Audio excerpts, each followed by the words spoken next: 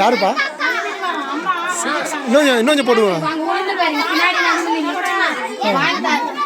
சரிதா, இன்னும் போடுவோம். சரிதா, அதில் இன்னொரு கரண்டி போட்டுருவோம்.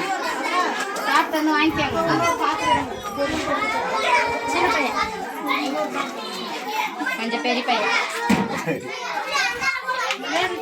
சாப்பிட்டு வந்து வாங்கிக்க தண்ணில. சின்ன பொண்ணு நீ பின்னாடி இப்படி வாங்க